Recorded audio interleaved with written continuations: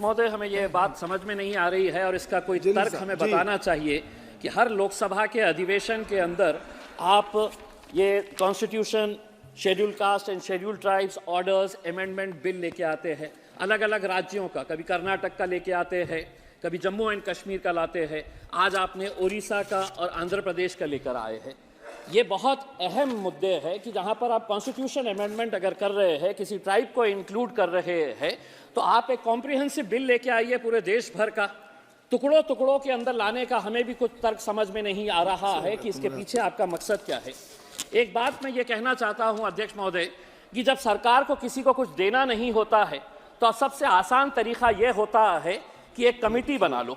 और मैं किस मुद्दे के ऊपर ये बात कर रहा हूँ, हमारी भारती पवार मैडम महाराष्ट्र से आती है, वो भी अच्छी तरह से जानती है कि 1955 से महाराष्ट्र का एक धनगर समाज ये गुहार लगा रहा है, सरकारें कितनी आई और चले गई, उनकी ये मांग है कि हमें शेड्यूल ट्राइब्स के अंदर इंक्लूड किया जाए करके। महाराष्ट्र के अंदर धनगर समाज को एनटी के अंदर इंक्लूड किया गया है और सेंट्रल लिस्ट के अंदर उन्हें ओबीसी का दर्जा दिया गया है। यह अजीब तरह का तर्क है।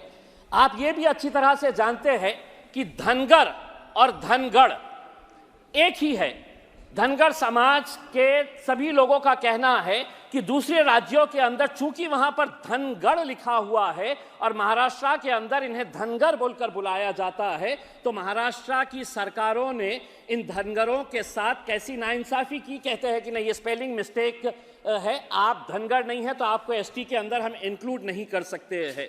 राणे साहब, आप भी अच्छी तरह से जानते हैं मराठाओं को रिजर्वेशन मिलना चाहिए, किसी ने भी उसका विरोध नहीं किया है। जरांगे पाटिल का हम सम्मान करते हैं कि एक सामान्य छोटे से गांव का एक आदमी ने पूरे महाराष्ट्र की सरकार की नाक में दम कर दिया कि मेरे समाज के साथ नाइंसाफी हो रही है, उसको इंसाफ मिलना चाहिए। दुर्भाग्यवश आप लोगों ने धनगर समाज का कोई नेता तैयार नहीं होने दिया, सिर्फ अपने राजनीतिक स्वार्थ की खातिर।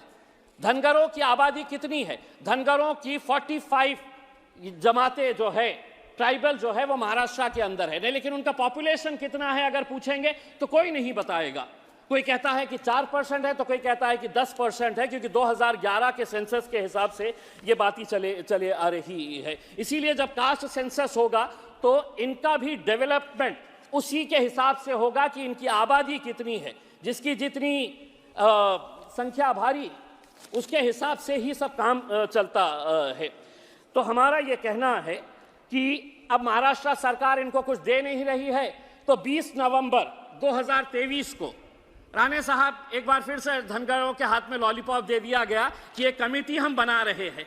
वो कमेटी ये तय करेंगी कि दूसरे राज्यों के अंदर तुमको जो बेनिफिट दिए जा रहे हैं वो महाराष्ट्र के अंदर कैसे देना। तो एक कमेटी, और कमेटी आपको मालूम है कि कमेटी के ऊपर कमेटी, कमेटी के ऊपर कमेटी, कमेटी के ऊपर कमेटी, ये आप भुगत चुके हैं। आप देख चुके हैं कि महाराष्ट्र सरकार को जब मराठाओं को रिजर्वेशन देना था तो कितनी सारी कमेटी, आखिर लोगों ने बोले कि हम सड़क के ऊपर आएंगे करके। उसमें आप धनगरों के साथ क्यों इस तरह की नाइंसाफी कर रहे हैं? और होता यह है अध्यक्ष महोदय, जब कुछ देना नहीं होता है तो राज्य सरकार कहता है कि केंद्र सरकार, हमारे केंद्र सरकार कहता है कि हमको राज्य सरकार की तरफ से कोई प्रस्ताव नहीं आया है करके।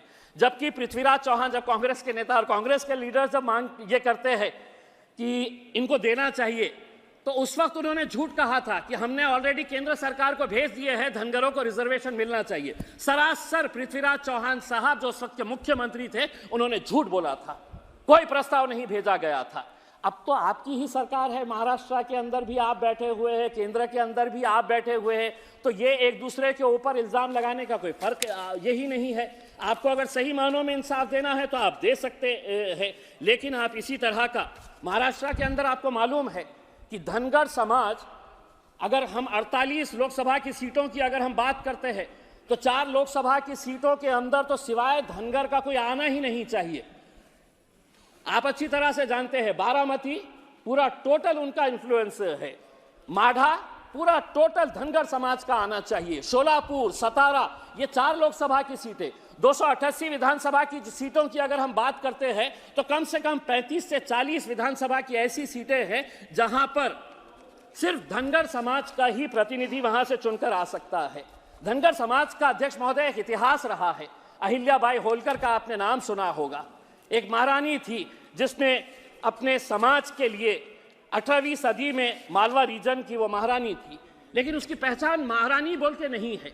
उसने अपने समाज के लिए और उसकी जेनरोसिटी जो थी उसके लिए आज धनगर समाज कई सालों से जालना जिले के अंदर अहिल्याबाई होलकर के एक स्मारक के लिए जगह मांग रहा है। आप वो जगह भी नहीं दे रहे हैं। इतनी बड़ी अपने समाज के लिए काम करने वाली, तो हम महाराष्ट्र सरकार से अनुरोध करते हैं जल्द से जल्द अहिल्याबाई होलकर के एक स्मारक के लिए बड़ी जगह वहां पर दी जाए करके। दूसरा ये है कि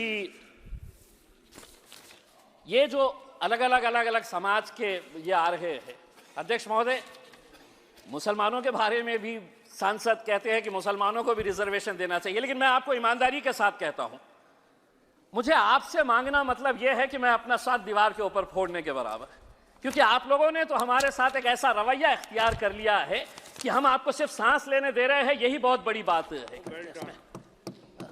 इसीलिए मैं आपसे रिजर्वेशन कैसे मांग सकता हूं, लेकिन अगर इस मुल्क को तरक्की करना है, इस देश को तरक्की करना है, तो आपको यह मानकर चलना पड़ेगा कि मुसलमान भी इस देश का एक बहुत बड़ा हिस्सा है, उसके साथ भी इंसाफ होना चाहिए। तो अगर आप सभी समाजों को साथ में लेकर जाएंगे जी। राणे साहब, जिस्म का एक हिस्सा अगर कमजोर हो गया तो वो ताकतवर जिस्म नहीं कहलाता है, वो अपाहिज हो जाता है, वो हैंडीकैप हो जाता है।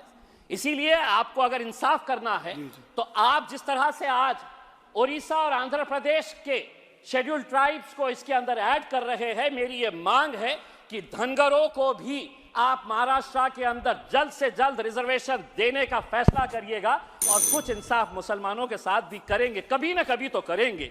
एक ना एक दिन आपको यह एहसास होगा कि नहीं, ये भी मेरा एक भाई है, इसके साथ भी इंसाफ होना चाहिए। श्री विंसेंट तेजपाला जी, धन्यवाद। Thank you, sir, for giving me this opportunity. Sir, I stand